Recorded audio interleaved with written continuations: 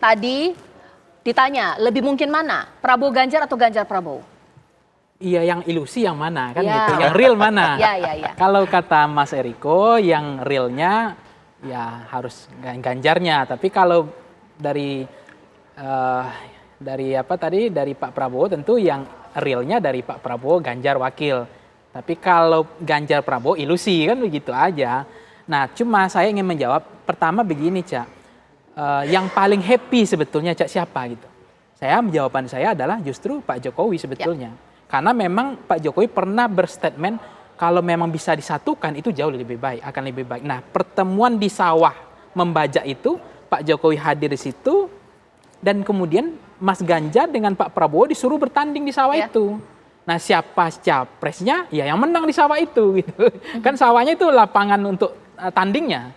Nah, Pak Jokowi ada di situ kan di sawah itu kan. Nah, yang ketiga, Cak, kalau kita cermati sebetulnya 3 poros itu ada kemungkinan Anies Baswedan menang.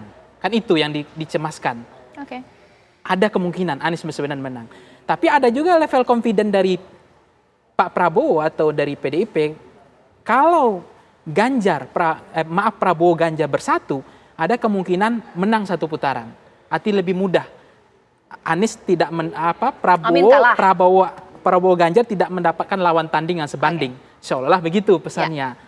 Ini artinya hanya akan ada 1 putaran. Meskipun meskipun kalau soal pemilu mau 1 putaran atau 2 putaran, 3 calon jangan lupa loh Bang, kita 2009 juga pernah 1 putaran. Artinya kalau besok hanya misalnya memang 3 pun masih memungkinkan, Cak. Gitu. Baik, langsung saja ke Gus Jazilul. Kalaulah Prabowo Ganjar bersatu, Amin bukan lawan setara untuk Prabowo Ganjar. Gus, dijawab. Ya, begini, memang kita seandainya terjadi 2 poros, kami juga sudah menyiapkan strategi perangkatnya. Yang jelas bahwa terbukti akhirnya poros terjadi, poros perubahan dan poros status quo, poros perubahan dan poros non perubahan, poros rakyat dan poros kekuasaan, kira-kira begitu. Itu akan lebih memudahkan kami untuk bicara ke publik, sungguhnya. Menarik. Maka kami tidak perlu gentar karena yang menentukan kalau sudah pilpres itu yang menentukan bukan elit lagi, tapi publik, tapi masyarakat yang menentukan. Jadi kalau sekarang yang menentukan adalah elit, tapi begitu pemilihan yang menentukan adalah publik. Dan hasil surveinya Mas Panggi menunjukkan publik lebih dari 50% mengendapi perubahan. Baik. Saya pikir itu akan memudahkan kita nanti untuk menang dalam 1 putaran. Baik. Ditahan Gus, ditantangin balik oleh Gus. Kalau misalnya terjadi sok atuh, ini malah tidak memberikan simpati rakyat kepada dikatakan koalisi kekuasaan. Wah, bahaya ini. Mbak Caca, namanya membahas ilusi. Ya. Kalau membahas ilusi ini kan ya namanya ilusi. Ilusi itu kan kalau kita mengatakan ya namanya keinginan yang masih ada di angan-angan kan begitu kan, atau katakanlah namanya bahasa tepatnya menduga-duga ya, walaupun saya Riko Sotarduga saya kurang begitu suka sama menduga-duga ini. Makanya tadi saya sampaikan jangan-jangan Gus Jazilul ini sudah sulit ya akhirnya mau bergabung dengan kita, akhirnya tinggal jadi 2 poros ya, bisa-bisa saja kan begitu. Tapi menarik ini, menariknya begini. Solid. Kenapa mundur sampai tanggal 19 sampai 26? Ya. Tadi saya sudah sampaikan, saya sudah tanya dengan Mas Arief, saya sudah tanya dengan Pak Junimat, di kami 9 sampai 15 tidak ada masalah kan begitu. Nah ini berarti ada hal-hal yang menarik dan berkembang di kemudian hari ini. Tetapi saya harus jujur juga sampaikan, kadang-kadang kita lupa bahwa yang memilih ini kan nanti rakyat. Ya kalau nggak tahu nih kalau hasil survei Bung Panggi, setahu saya mayoritas survei menjagokan ya di pasangan kami berdua, di poros kami berdua. Ya kalau Bung Panggi lain surveinya ya saya nggak tahu ya. Nanti bisa ditanya Bung Panggi. Yang saya tahu ya sampai saat ini ya, artinya mayoritas ada di poros Mas Ganjar sama poros Pak Prabowo. Justru di apa tadi di Amin ya namanya itu. sedang menurun ya. Baik. Tapi ya sekali lagi kan semua boleh-boleh saja menyampaikan apa ya, katakan alasannya, reasonnya seperti apa. Tapi kalau kami melihat, tadi kami juga bertemu dengan Mas Ganjar, sepakat bahwa yang memilih ini rakyat, bukan yang memilih ini katakan partai politik mencalonkan ya dengan sejumlah partai politik. Bukan hanya bicara di elit politik seperti tadi yang disampaikan Gus Jazilul, tetapi memang rakyat ini nanti yang menentukan. Nanti kalau sudah fix, Mbak Caca, baru nanti rakyatnya akan menentukan pilihannya, seperti itu. Oke, Mas Panggi singkat. Ya, kalau misalnya tadi, yang penting itu bagi saya, kalau mau 2-3 yang penting ada perubahan, ada keberlanjutan. Kalau misalnya ada besok, misalnya dikhawatirkan kalau hanya akan ada 2 poros, ada kemungkinan yang akan teralienasi misalnya Amin, koalisi Amin. Itu menurut saya nggak fair. Harus dikalahkan Amin ini di ruang tanding, bukan di teralienasi sebelum didaftarkan 19 Oktober. Amin harus ada berarti. Iya harus gitu ada, ya? karena begini, hasil survei kita 26%, itu kan angka 26% itu jutaannya banyak itu, Cak. Itu menginginkan memilih Anies.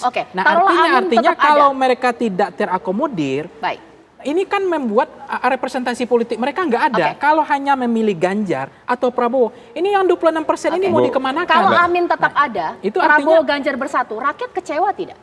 Bahwa ini dikatakan Gus Jazilul, koalisi kekuasaan, memang mau kekuasaan aja, mau menang aja, begitu pikirannya seperti apa? Yang penting adalah harus ada 2 poros ini, Cak. Poros yang ingin keberlanjutan kita kasih panggung, poros perubahan juga harus dikasih panggung. Nah, itu yang Mbak penting. Caca, simpel saja. Demokrasi itu bukan memaksakan seperti Bung Pangi, itu satu. Kedua, Bung Pangi, coba saya mau tanyakan, baru di survei Anda di atas 20%, ya. Siapa yang membiayai survei Bung Pangi ini? Karena tidak mungkin tidak dibiayain, itu sudah pasti.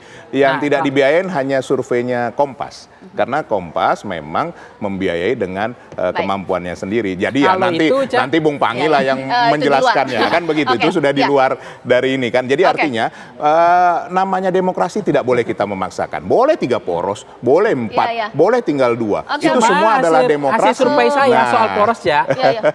Oke, baik. Itu menarik. Siapa yang biayai Bung Pangi? Sedikit aja. Pak Jazilul kayaknya mau ngomong ini. Boleh singkat saja, Gus. Singkat saja, Gus. Saya ingin bahwa perubahan jadwal kami dari poros perubahan menginginkan tanggal 10.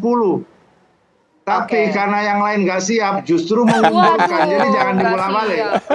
Ketidaksiapan 2 poros itulah yang menyebabkan jadwal menjadi mundur.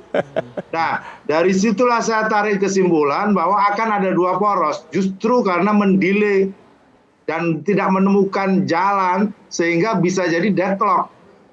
Kalau koalisi Amin sudah aman dan solid, baik. Kita sudah kerja.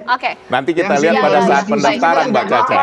Sekarang saya ke Bang Riza terakhir. Bang Riza, jikalau memang nanti duet Prabowo Ganjar terrealisasi, kalau ditinggalkan oleh pemilih rakyat koalisi bagaimana, Bang? Ya insya Allah, pokoknya kalau lihat tantangan ke depan memang tidak mudah. Selain masalah seperti COVID, masalah ekonomi, perubahan iklim, geopolitik, geostrategi, ada perang yang berpotensi perang dan sebagainya. Kita membutuhkan pemimpin yang cerdas, yang berani, yang dapat berkomunikasi baik dengan pemimpin-pemimpin dunia lainnya, yang berkelas dunia lah, berkelas internasional. Itulah Bapak Prabowo Subianto. Jadi nanti silakan yang mau bergabung, apakah dari PDIP mau bergabung, dari PKB mau bergabung kembali, tentu kami memberikan kesempatan seluas-luasnya. Namun untuk presiden, capres sudah selesai, yaitu Bapak Prabowo diusung oleh 4 partai politik di parlemen dan 4 partai politik non-parlemen.